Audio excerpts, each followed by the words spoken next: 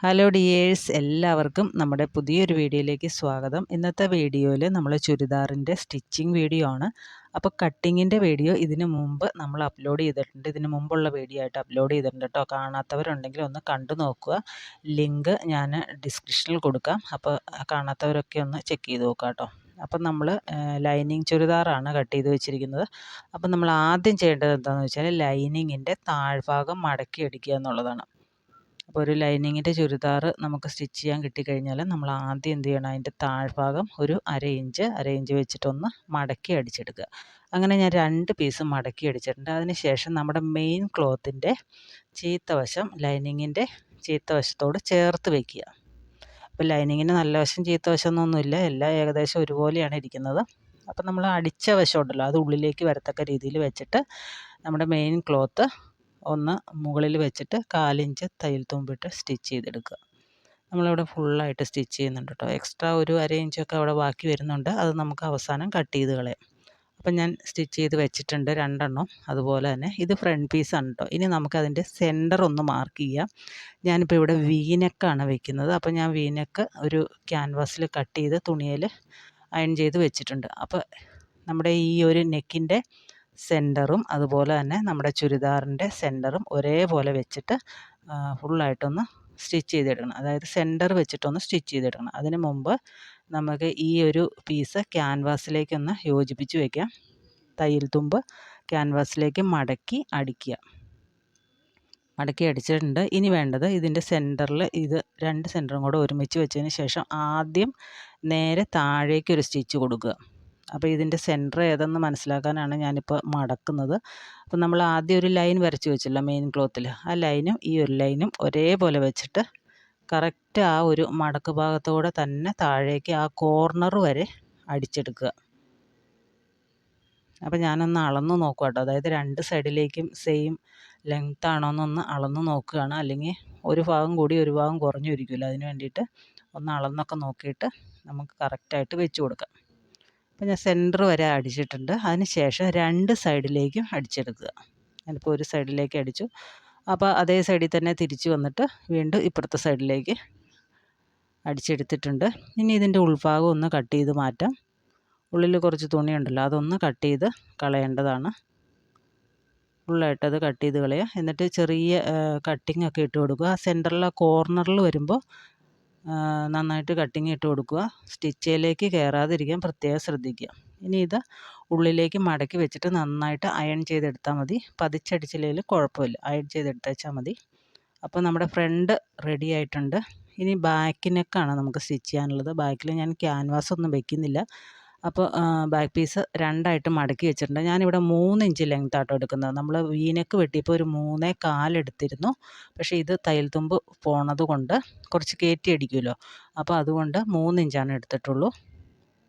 നെക്കിൻ്റെ ലെങ്ത്ത് 5.5 എടുത്തിരിക്കുന്നത്. സ്ഥിരം അത് തന്നെയാണ് എടുക്കുന്നത്, അതുകൊണ്ടാണ് 5.5 എടുത്തിട്ടുണ്ട്. അതൊരു ബോക്സ് പോലെ വരച്ചതിന് ശേഷം നമ്മളൊരു റൗണ്ട് നെക്ക് അവിടെ വരച്ച് കൊടുക്കുന്നുണ്ട്. നിങ്ങൾക്ക് വേണമെങ്കിൽ ക്യാൻവാസ് വെച്ചിട്ട് സ്റ്റിച്ച് ചെയ്യണമെങ്കിൽ അതുപോലെ തന്നെ ഫ്രണ്ട് നെക്ക് ചെയ്തത് എങ്ങനെയാണോ അതുപോലെ തന്നെ സ്റ്റിച്ച് ചെയ്യുക. ഇപ്പോൾ ഞാനൊരു പീസ് ലൈനിങ്ങിൻ്റെ ക്ലോത്ത് എടുത്തിട്ടുണ്ട്. അതിൻ്റെ ഫോൾഡഡ് സൈഡും നമ്മുടെ ഇപ്പോൾ എടുത്ത പീസില്ലേ, കട്ട് ചെയ്തെടുത്ത പീസ്, അതിൻ്റെ ഫോൾഡഡ് സൈഡും കൂടെ ഒരേപോലെ വെച്ചിട്ട് ഇതുപോലെ വരച്ചെടുക്കുക. എന്നിട്ട് ഒരു 1.5 ഇഞ്ച് ഗ്യാപ്പ് ഇട്ടിട്ട് ഈ രീതിയിലൊന്ന് വരച്ചെടുക്കുക. നമുക്ക് വീഡിയോ കാണുമ്പോൾ മനസ്സിലാവുന്നുണ്ടാവും. ഇതാണ് നമ്മൾ കഴുത്തേലേക്ക് പിടിപ്പിക്കാനായിട്ട് പോകുന്നത്. നമ്മൾ ക്യാൻവാസ് ഇല്ലാതെ ചെയ്യുന്ന രീതിയാണ് കേട്ടോ. നമുക്ക് ഫ്രണ്ടിനൊക്കെ വേണമെങ്കിൽ ഇതുപോലെ തന്നെ ചെയ്തെടുക്കാം. പുറത്തേക്കൊക്കെ സ്റ്റിച്ച് ചെയ്ത് കൊടുക്കുമ്പോൾ ക്യാൻവാസ് വെച്ച് ചെയ്യുന്നതായിരിക്കും നല്ലത്. അപ്പോൾ ഞാനത് കട്ട് ചെയ്തെടുത്തിട്ടുണ്ട്. ഇനി അതിൻ്റെ സെൻറ്റർ ഒന്ന് ജസ്റ്റ് കട്ട് ചെയ്ത് കൊടുക്കുന്നുണ്ട് മനസ്സിലാവാനായിട്ടാണ്. ഇനി അതിൻ്റെ അരികുവശം ഒരു 1/4 ഇഞ്ചൊന്ന് മടക്കി അടിക്കുക. ഫുള്ളായിട്ട് അത് മടക്കി അടിക്കേണ്ടതുണ്ട്. പുറം ഭാഗമാണ് കേട്ടോ, ഉള്ളിലുള്ള ഇതല്ല, പുറത്തേക്കുള്ളത് 1/4 ഇഞ്ച് മടക്കി അടിക്കുക. അതിന് ശേഷം നമ്മുടെ ഈ ഒരു പീസ് എടുത്തിട്ട് അതിൻ്റെ സെൻറ്റർ ഒന്ന് മാർക്ക് ചെയ്യുക. അത് നിവർത്തി വെച്ച് നമുക്ക് നോക്കാം. നിവർത്തി വയ്ക്കുമ്പോൾ നമ്മുടെ ലൈനിങ് ക്ലോത്തും മെയിൻ ക്ലോത്തും 2ആയിട്ടല്ല ഇരിക്കുന്നത്. നിങ്ങൾക്ക് വേണമെങ്കിൽ ജസ്റ്റ് ഒരു സ്റ്റിച്ചങ്ങ് കൊടുക്കുക. അതിന് ശേഷം ഈ ഒരു പീസ് വയ്ക്കാവുന്നതാണ്. അപ്പോൾ ഞാനിതിൻ്റെ സെൻറ്ററും ഈ പീസിൻ്റെ സെൻറ്ററും ഒരേപോലെ വെച്ചിട്ട് ഒന്ന് വെച്ച് നോക്കുകയാണ് കറക്റ്റാണോ എന്ന്. അപ്പോൾ നമുക്ക് ഏകദേശം കറക്റ്റാണ്. മുകളിലേക്ക് ഒരു ഇച്ചിരി ഒരു 1/2 ഇഞ്ചിൻ്റെ ഒരു കുറച്ച് വ്യത്യാസം വന്നിട്ടുണ്ട്. അത് കുഴപ്പമില്ല. നമുക്ക് ആ സെൻറ്റർ ഒരേപോലെ വെച്ചിട്ട് മുകളിൽ നിന്ന് നമുക്ക് ഒരു 1/4 ഇഞ്ച് ഗ്യാപ്പ് ഇട്ടിട്ട് ഫുള്ളായിട്ട് സ്റ്റിച്ച് ചെയ്ത് കൊടുക്കാം. അപ്പോൾ മുകളിൽ എക്സ്ട്രാ ഉള്ളത് കട്ട് ചെയ്ത് മാറ്റാം. അതിന് ശേഷം ചെറിയ കട്ടിങ് കൊടുക്കുക. കട്ടിങ് കൊടുത്തതിന് ശേഷം വേണം പതിച്ചടിക്കാൻ. പതിച്ചടിച്ച് കഴിഞ്ഞിട്ട് പിന്നെ കട്ടിങ് കൊടുക്കുമ്പോൾ ബുദ്ധിമുട്ടായിരിക്കും. അപ്പോൾ ആദ്യം കട്ടിങ് കൊടുക്കുക, എന്നിട്ട് ഇതൊന്ന് പതിച്ചടിച്ചെടുക്കണം. ഇത് ഫുള്ളായിട്ട് നമുക്കത് പതിച്ചടിച്ചെടുക്കാം. ക്യാൻവാസ് വെക്കണവർക്ക് വേണമെങ്കിൽ ക്യാൻവാസ് വെക്കാം, കുറച്ചുകൂടെ നന്നായിരിക്കും. സാധാരണ ഫ്രണ്ടിലാണ് ക്യാൻവാസ് വയ്ക്കുന്നത്, ബാക്കിൽ നോർമൽ റൗണ്ട് നെക്ക് ആണെങ്കിൽ ഇങ്ങനെ തന്നെയാണ് സ്റ്റിച്ച് ചെയ്യുന്നത്. അപ്പോൾ ചെയ്തിട്ടുണ്ട്. ഇനി വേണ്ടത് നമുക്ക് ഇതിൻ്റെ മുകളിലേക്ക് ഫ്രണ്ടിൻ്റെ ആ പീസ് എടുത്തിട്ട് കമഴ്ത്തി വയ്ക്കുക. അതായത് നല്ല വശവും കൂടെ ചേർന്ന് വരത്തക്ക രീതിയിൽ വയ്ക്കുക. വയ്ക്കുമ്പോൾ നമ്മളുടെ ആ ഒരു ജോയിൻറ്റ് വരുന്ന ഭാഗം ഉണ്ടല്ലോ, നമ്മൾ ആ ക്യാൻവാസ് പിടിപ്പിച്ച ഒരു പീസും മെയിൻ ക്ലോത്തും കൂടെ ജോയിൻറ്റ് വരുന്ന ആ ഭാഗം ഉണ്ടല്ലോ, ആ ഭാഗം ഒപ്പം വയ്ക്കുക. ഒപ്പം വെച്ചതിന് ശേഷം അതിൻ്റെ ഷോൾഡർ ഒന്ന് ജോയിൻ ചെയ്തെടുക്കുക. ഷോൾഡറൊക്കെ ജോയിൻ ചെയ്യുമ്പോൾ 2 സ്റ്റിച്ച് കൊടുക്കുക. അപ്പോൾ ഞാനിപ്പോൾ 2 ഷോൾഡറും ജോയിൻ ചെയ്തെടുത്തിട്ടുണ്ട്. ഇനി നമുക്കതൊന്ന് നിവർത്തിയിട്ടിട്ട് അതിൻ്റെ ആ ഷോൾഡർ നമ്മൾ മാർക്ക് ചെയ്തത് കറക്റ്റാണോ എന്ന് നോക്കുക. നമ്മൾ തയ്ച്ച് വരുമ്പോൾ എങ്ങനെയായാലും കുറച്ച് വ്യത്യാസമൊക്കെ വരും. അപ്പോൾ നമ്മളത് കൈ പിടിപ്പിക്കുന്നതിന് മുമ്പ് ആ ഒരു ഷോൾഡർ കറക്റ്റാക്കി കട്ട് ചെയ്തെടുക്കുക. നമുക്ക് 3.5 ഇഞ്ചാണ് ഷോൾഡറിൻ്റെ വിഡ്ത്ത് വേണ്ടത്. ആ 3.5 ഇഞ്ച് അവിടെ ഉണ്ടോയെന്ന് നോക്കുക. 3.5 ഇഞ്ചിൽ നമ്മൾ കൈ പിടിപ്പിച്ച് കഴിയുമ്പോൾ 3 ഇഞ്ചേ വരത്തുള്ളൂ. അപ്പോൾ നമ്മൾ ഫുള്ളായിട്ട് കറക്റ്റാണോ എന്ന് നോക്കിയതിന് ശേഷം ഒന്ന് ഫ്രണ്ട് ആം ഹോളൊന്ന് ചെറുതായിട്ടൊന്ന് കുഴിച്ച് വെട്ടുണ്ട്. അതിന് ശേഷം നമുക്ക് കൈ പിടിപ്പിക്കാം. കൈ നമ്മൾ ആദ്യം സ്റ്റിച്ച് ചെയ്ത് വെക്കേണ്ടതായിരുന്നു.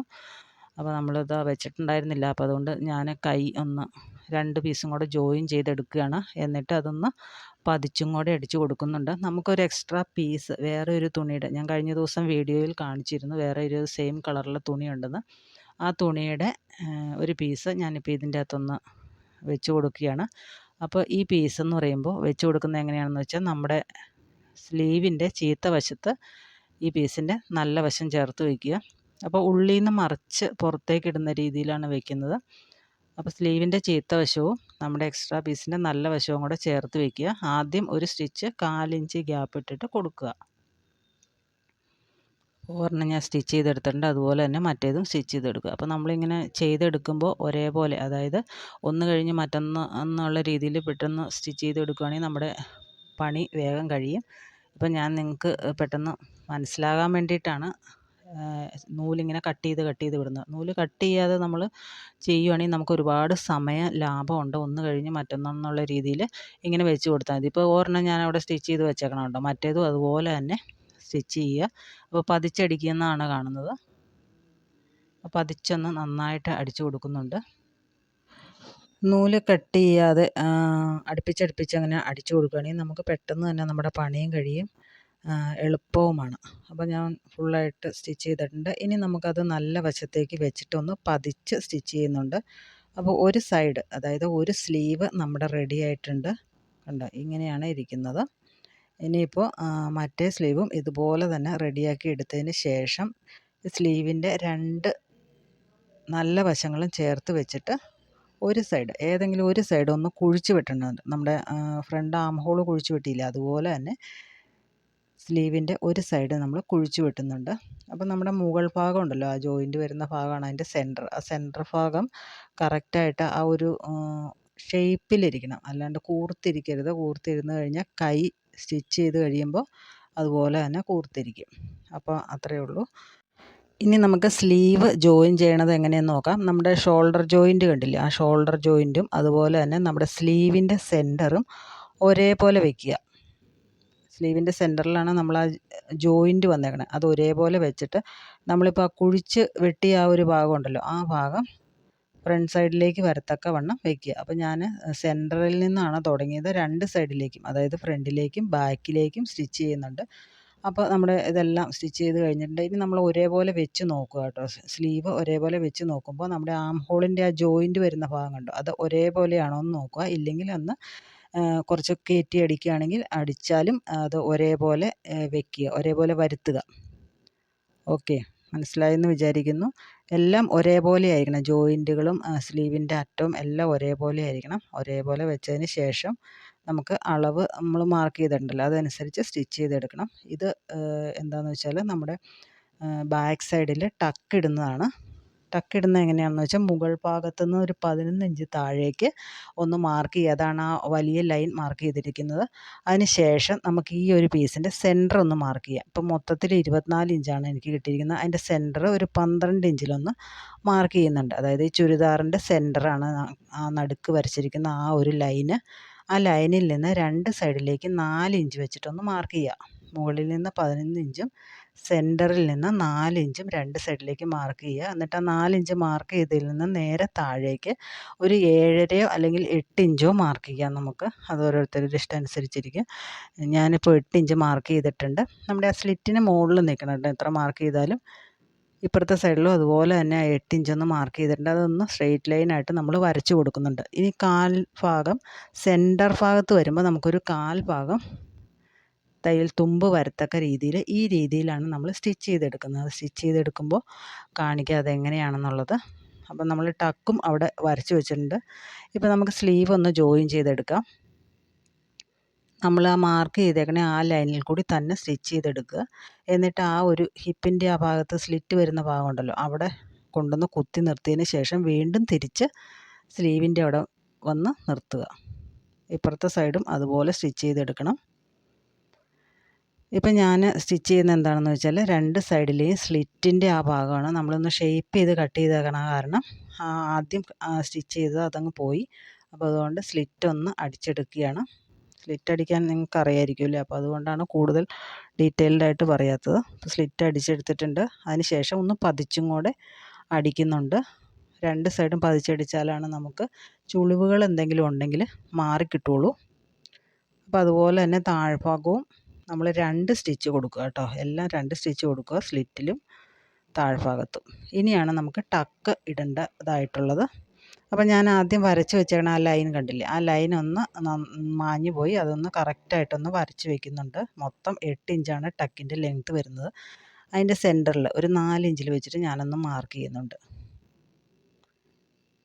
കറക്റ്റ് ആ 4 ഇഞ്ചിൽ, അതായത് സെൻറ്റർ ഭാഗം വരുമ്പോഴേക്കും നമുക്കൊരു 4 ഇഞ്ച് കയറ്റി അടിക്കണം. അതിന് വേണ്ടിയിട്ടാണ് ഈ രീതിയിലാണ് കേട്ടോ ടക്ക് പിടിക്കുന്നത്.